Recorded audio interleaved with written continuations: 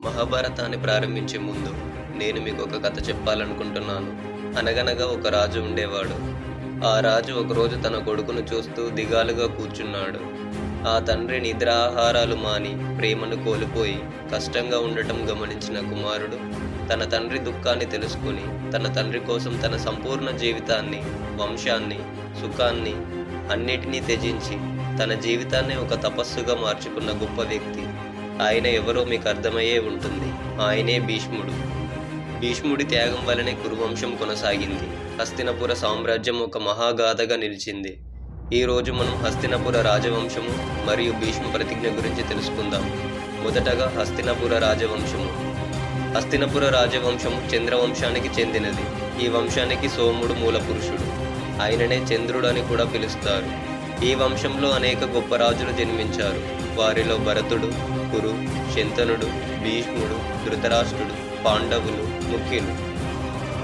చంద్రవంశము హస్తినపుర రాజవంశ మూలము.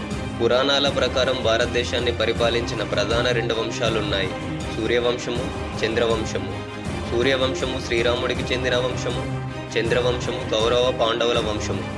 చంద్రవంశానికి మూల పురుషుడు చంద్రుడు. ఆయన వంశంలో పుట్టిన మహారాజు ఇలను.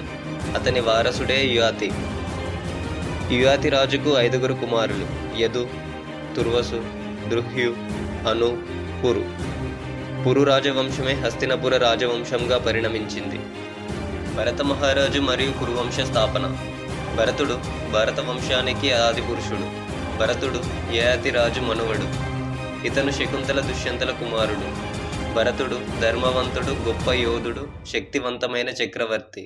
భారతదేశానికి భారతం అనే పేరు భరతుడి పేరుతో వచ్చింది. భరతుడి తర్వాత అనేక రాజులు పరిపాలించారు. ఈ వంశంలో పుట్టిన కురు మహారాజు కురు వంశాన్ని ప్రారంభించాడు. కురు మహారాజు మరియు కురుక్షేత్ర స్థాపన. కురు మహారాజు భరతుని వంశంలో పుట్టిన గొప్ప రాజు. ఇతను ధర్మం కలిగిన వ్యక్తి, అలాగే మంచి తపస్వి కూడా. ఇతను తన తపస్సుతో కురుక్షేత్రాన్ని పవిత్ర భూమిగా మార్చాడు. కురు మహారాజు హస్తినపురాన్ని రాజధానిగా ఏర్పాటు చేశాడు. అతని వారసుల వల్లే హస్తినపుర రాజవంశము శక్తివంతమైన సామ్రాజ్యంగా మారింది. హస్తినపుర రాజవంశ పరివర్తన. కురు మహారాజు తర్వాత అనేక రాజులు హస్తినపురాన్ని పరిపాలించారు. వారిలో ముఖ్యంగా ప్రతిపుడు, శంతనుడు, భీష్ముడు, విచిత్రవీర్యుడు ఉన్నారు. విచిత్రవీర్యుడికి కుమారులు లేరు. అందువల్ల ధృతరాష్ట్ర పాండవుల జననమైంది. ధృతరాష్ట్ర వంశమే కౌరవ వంశము, పాండవుల వంశమే పాండవ వంశము. కౌరవ పాండవుల మధ్య రాజ్యానికి పోటీ మొదలైంది. చివరకు కురుక్షేత్ర యుద్ధం, పాండవుల విజయం హస్తినపుర పాలన మార్పులకు దారితీసింది. భీష్మ ప్రతిజ్ఞ గురించి తెలుసుకునే ముందు శంతన మహారాజు మరియు గంగాదేవి వివాహం గురించి తెలుసుకుందాం. హస్తినపురాన్ని పరిపాలిస్తున్న రాజు ప్రతిపుడు. అతని కుమారుడు శంతనుడు. ఒక రాజు శంతనుడు గంగానదిలో స్నానం చేస్తున్నప్పుడు గంగాదేవిని చూస్తాడు. తన అందానికి ముగ్ధుడై తనని పెళ్లి చేసుకోవాలని కోరుతాడు. అయితే కొన్ని షరతుల తర్వాత గంగాదేవి పెళ్లికి అంగీకరించింది. అవి తాను ఏం చేసినా అడగకూడదని. దానికి శంతనుడు సరే అన్నాడు. తరువాత వారి ఇరువురికి వివాహమైంది. గంగాదేవి మరియు శంతనుడికి 8 మంది పిల్లలు పుట్టారు.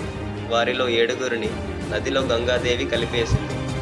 షరతుని మర్చిపోయి పొరపాటున శంతనుడు గంగాదేవిని ప్రశ్నించగా 8వ వాడైన దేవవ్రతుణ్ణి శంతనుని వద్ద వదిలి ఆయనని విడిచి వెళ్ళిపోతుంది. దేవవ్రతుడు చిన్నప్పటి నుంచే మహాప్రతిభావంతుడిగా మారాడు. అతనికి గొప్ప విద్యాబోధన, క్షత్రియ ధర్మము ప్రాప్తించింది. అతనిని శంతనుడు హస్తినపుర యువరాజుగా పట్టాభిషేకం చేశాడు.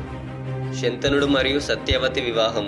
శంతనుడు ఒకరోజు నది తీరంలో మత్స్యరాజు కుమార్తె అయిన సత్యవతిని చూసి ప్రేమిస్తాడు. తనని వివాహం చేసుకోవాలి అని కోరగా సత్యవతి తండ్రి అయిన మత్స్యరాజు ముందు అంగీకరించలేదు.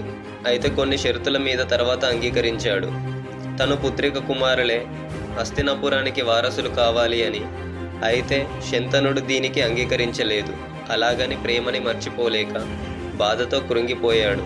ఇది చూసిన భీష్ముడు తను జీవితాంతం వివాహం చేసుకోనని మరియు హస్తినపుర సింహాసనానికి రక్షకుడిగా ఉంటానని ప్రతిజ్ఞ చేశాడు. ఈ భీష్మ ప్రతిజ్ఞ వల్లే ఆయనకి భీష్ముడనే పేరు వచ్చింది.